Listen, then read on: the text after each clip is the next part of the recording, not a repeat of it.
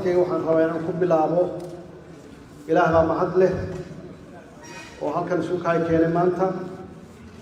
waxaan u mahad celinayaa madaxda iyo ardayda isxilqaantay ee halkan sida quruxda badan loogu soo dhaweysay bariga Afrika iyo jaamacadaha kale oo nagala soo qayb galay. aad iyo aad yaan runtii ugu faraxsanahay sida wanaagsan oo diiran ee loogu soo dhaweysay. waxaan rabaa hadalkayga inaan ku bilaabo aan waxaan qabaa rajo badan. walaacna waa iska jira laakiin rajada xoog badan.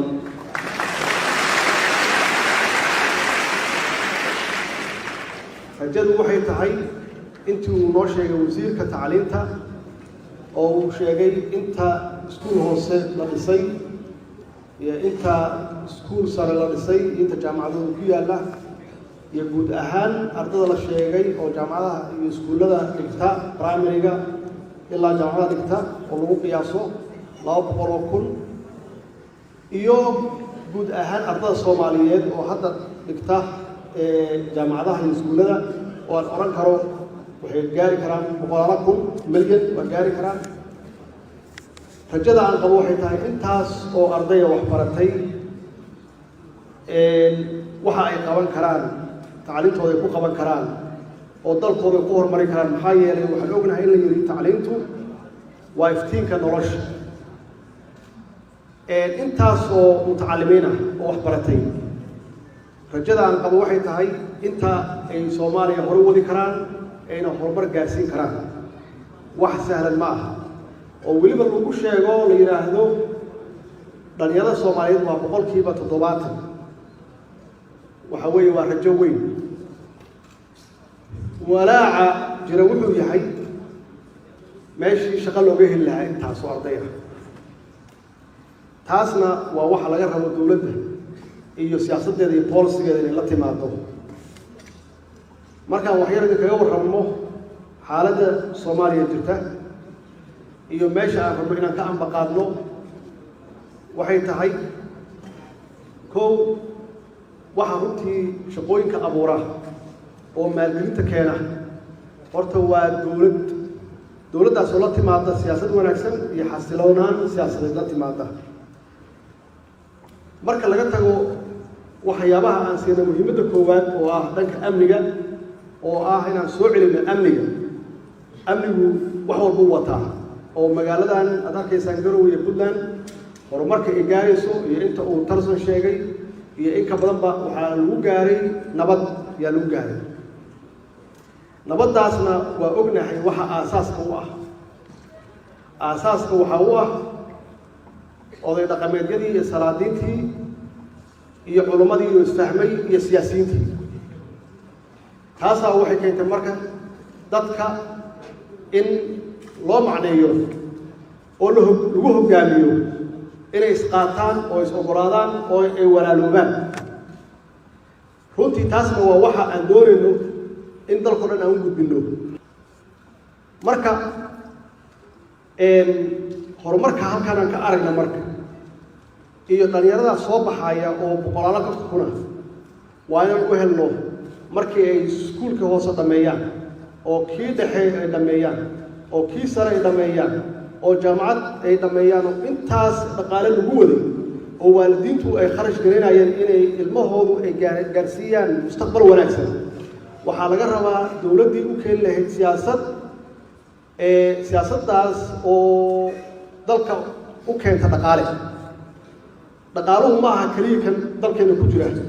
mid dibadda naftigeeda ka timaada oo investment la yiraahdo maalgelin la yiraahdo. siyaasaddaas marka waxaa la rabaa inay fiiriso dalkan muxuu kheyraad leeyahay sidee kheyraadkaas looga faa'iidaysan karaa. ilaahay marka annaga wuxuu na siiyey nimcadu na siiyey waxay tahay inaan 12 bilood aan shaqayn karno oo taxane ah. ilaahay wuxuu na siiyey inaan nahay dad isku dhaqan ah oo waxba ku kala duwanayn. ilaahay wuxuu naga dhigay dad muslim ah oo weliba muslimnimadeedu ay sunni wada tahay oo xitaa shiica iyo aysan lahayn wax kale. waxaan nahay dad is-af yaqaano oo isku af oo qof ka degan loo yacado markuu tago raaskamboni uu degi karo oo wax farqiga u dhaxaysan jirin. intaasoo idil ma aragno oo nimcadaas ilaahay la siiyey oo nalagu sheego inaan nahay wadamada adduunka wadanka kaliya oo isleh wax walba iska leh marka intii wanaagga ahayd meel baan dhiganay waxaan soo qaadanay in yar oo ku kala duwannahay intaas weeye waxa dhaqaalaha dalkan u diiday intaas weeye waxa dalkeena burburiyey intaas weeye waxa dadkeena qaxiyey oo qaarna badda ku baabi'iyey qaarna qaxootiga ku jiraan intaas weeye inta qabkeenu jabiyey oo naga dhigay gun naga dhigay maxaa yeelay waxaan arki weynay inaan nahay dad wanaagsan oo islaan ah oo isku mid ah oo isku dhaqan ah oo dalkooduna khayraad kaliya yahay waxaan ugu filan oo kaliya baddaas kaliya ugu filan waxaan leenahay ilaa 10 milyan wax lagu gaaro 8 milyan ilaa 10 milyan oo dhul beereed ah oo dhulka naga koreeyo oo Middle East-ga ah uu yahay Sahara suuq noo noqon kara waxaan leenahay macdano aanan xad lahayn iyo gaas iyo shidaal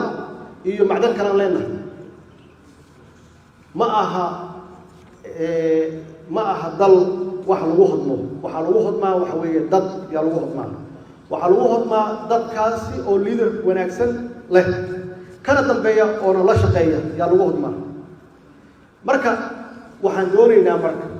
inaan ka shaqeyno intaas oo dhalinyaro ah oo wax soo baratay inaan u diyaarino meeshii ay ku noolaan lahaayeen nolol wanaagsan ka sameyn lahaayeen hawl sahlan ma aha hawshaasi ay sahlayn waxaa la rabaa qof walba inuu qayb ka ahaado dhismaheeda dhismahaasna dhisma 2 maalmood iyo bil iyo 2 bilood iyo sanad iyo ma aha waa wax taxana ah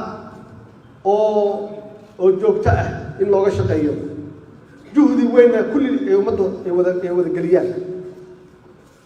waxyaabaha aan ka shaqeynayno marka waxay tahay ugu horeeya marka laga saaro amniga oo ah qayb ka mid ah nolosheena muhiimadda koowaad noo tahay waxay tahay inaan dhisno institutionskii dowladda inaan dhisno institutionskaasna uu noqdo mid shaqeeya oo functioning ah anigu waa bilaabay in aan bilaawno wax la yidhahdo division of labor oo shaqooyinkii dowladdu ay lahayd sidai ay ahayd ama sidai loo baahnaa inaan ka dhigno oo qof walba wixii loo idmaday oo loo xilsaaray uu qabto laakiin madaxweyne kaliya maaha waxaa la rabaa inay gaarto meesha ugu hooseysa inay gaarto oo ah madax qaybeed markuu qofku jaamacad ka soo baxo soo experience lahayn wuxuu rabaa meel hore inuu ka bilaabo wasaaraddu ma aha waxa shaqada qabta ama laga rabaa wasiirka ma aha wasiirku waa hoggaanka sare ee policy-ga dowladda kore mathalaya wey waa mathalaan bes shaqada waxaa wada agaasimaha guud yaa wada agaasimaha guudna waxaa la rabaa inuu ka aqoon badan yahay ka khibrad badan yahay waxa wasaaradda u shaqeeyo o dhan ku soo bood ma aha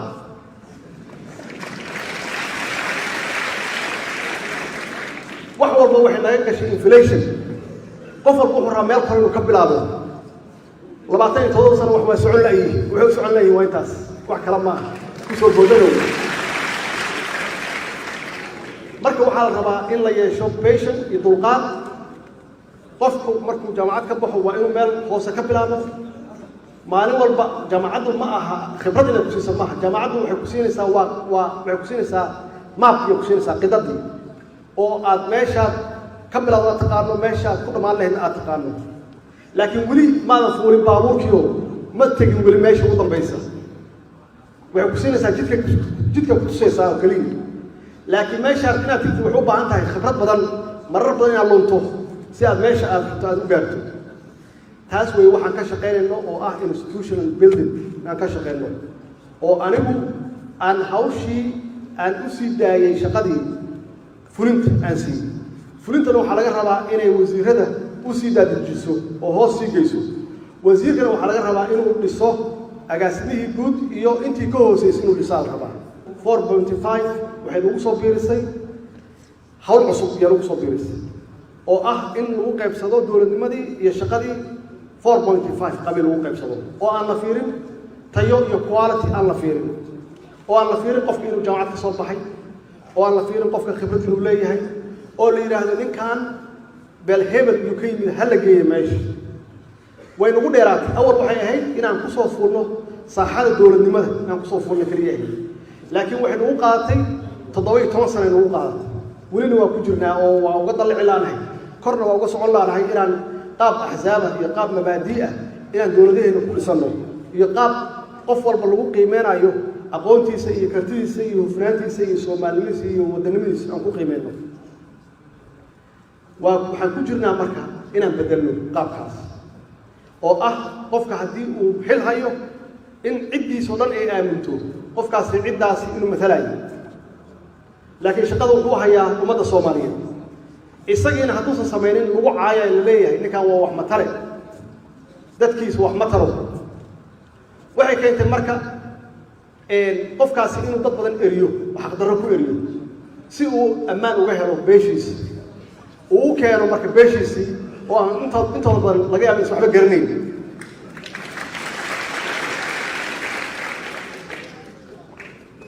إلا مش ممكن رئيس صعد مركب هذا محافل يساوي مركب مال نسكو شقالين هايو يجي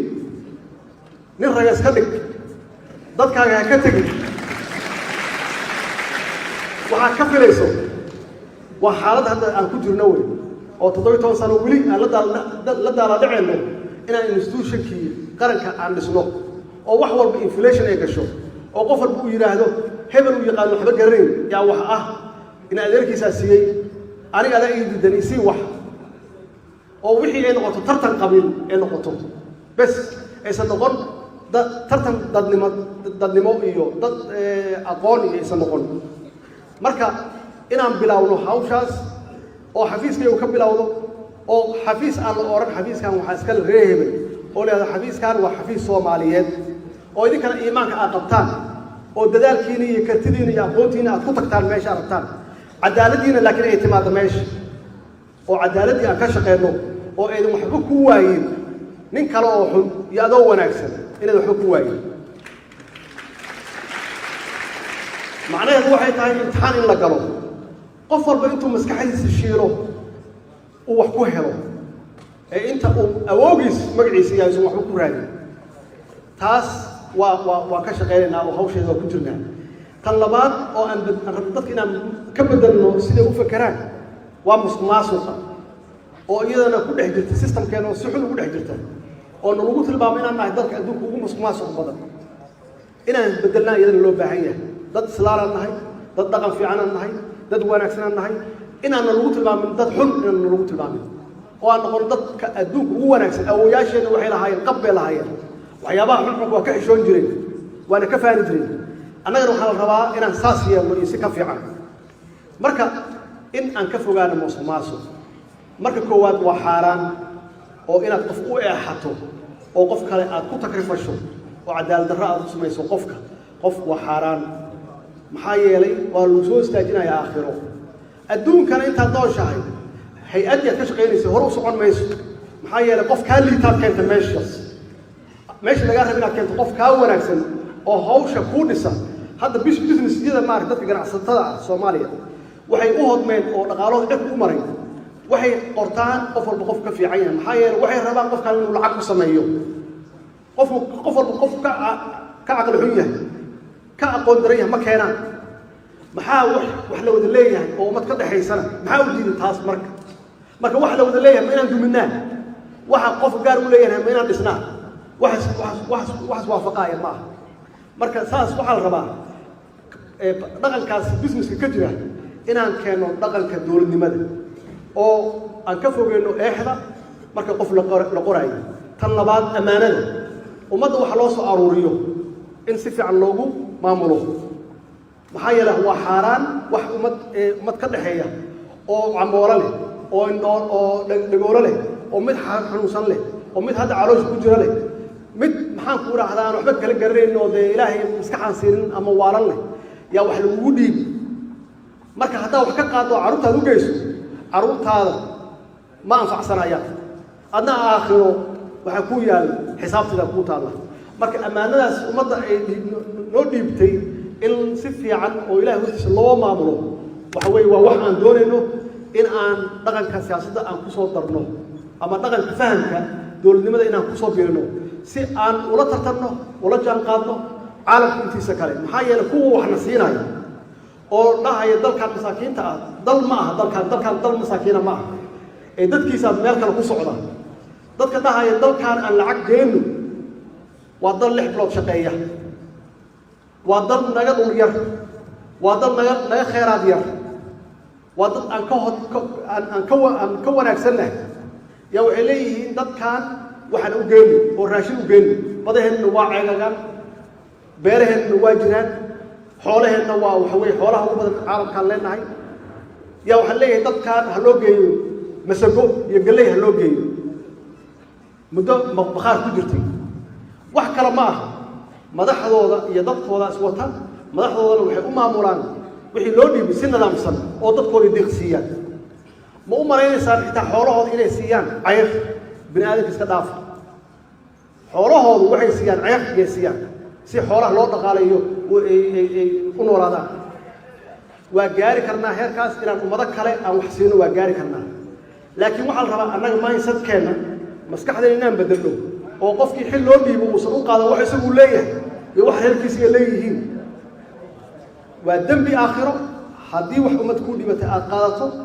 waa dambi adduunyo oo dalkaaga waxaad u keentay dib u dhac yaad u keentay taasna waxa weeye waa waxaan ka shaqeynayno oo loo baahan yahay midda saddexaad oo aan rabno inaan bedelno waxay tahay siduu sheegay shube abwaan shube inaan niraahno dowlad hiblaayo naga wanaagsan oo dowlad shisheeyaan u shaqeeya oo aan u adeega danahooda inaan joojino Soomaalidu qabay lahaan jirtay dad isku filan iyo ahaan jireen dadka ajnabiga ah si wanaagsan ula macaamil jireen xiriir fiican la lahaan jireen oo equal ah tiina soo celino oo aan laga sarreeyay ma taas aan wax isdhaafsano waxbaad wadataan annagana waxbaan haysanaa si walaaltinimo ah oo ilbaxnimo ku jirto oo walaaltinimo leh aan isu dhaafsano waa noo baahan tihiin idinkana waa idin baahannahay taasna inaan soo celino aan noolayno way waxayna ka imaanaysaa shacabka ka imaanaysaa maxaa yeelay shacabku markay taageeraan dowladooda waxay yeelanaysaa oo shacabkoodu ay mid yihiin ay midaysan yihiin aysan gobol u qaybsanayn oo ay qabiil u qaybsanayn oo ay ogaadaan qabkeodii inuu lumay inay gumoobeen hadday taageeraan dowladoodu waxaan rabaa dowladdu naftigeedu si wanaagsan iyo ula macaamilaysaa caalamka oo kalsooni ku jirto laakiin haddii gadaal lagaaga soo jiiroonayo oo dadkaagii la qaybinayo oo lagaa shaqaysanayo ninkii madaxda ahaa ama shacabkii aysan la socon dowladooda la shaqaynayn wixii rabaa lagu sheegi qofka xukunka jecel marka wuxuu leeyahay xukunkaaga ilaasho marka meeshaan dad ma joogeen dalla ma leheen dantaada ilaasho ana taas doori maayo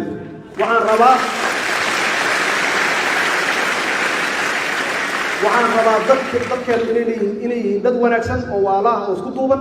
oo aan qaybsanayn oo midaysan oo taageera dowladooda annagana markaan caalamka la macaamilayno si sharaf leh oo siman aan ula macaamilno oo equal ah waxaan ku soo gabagabeynayaa hadalkayga saddexdaas arrimood yaa diiradda noo saaran saddexdaas arrimood oo diiradda noo saaranna waxaan ku gaari karnaa annagoo iswadanna oo isqaadanna aniga iyo cabdiweli madaxweyne cabdiweli wada shaqeyn toos oo dhow leh iyo dowlad goboleedyada idinkoo la shaqeeya madaxdiina cabdiweli gacan siiya oo la shaqeeya iyo annagoo dhan oo la shaqeyna federaalka maxaa yeelay waxaan waa qori isku dhiib maalin walba qof baa imaanaya laakiin waxaa laga rabaa aniga meeshaan imid inaan horey uga dhaqaajiyo oo xaaladaan imid aan horumar ka gaarsiiyo kan iga dambeeyana uu meesha ka sii qaado taasna waxay ku imaanaysaa annagoo midaysan annagoo walaalo ah annagoo og wax inaan haysanno oo dal leenahay annagoo og waxaan ku kala duwanayn insha allahna waa gaaraynaa dalkaana rajadiisu waa taas barwaaquu gaarayaa dadkiisuna waa alay noqonayaan wasalaamu calaykum waraxmatullaahi wabarakaatu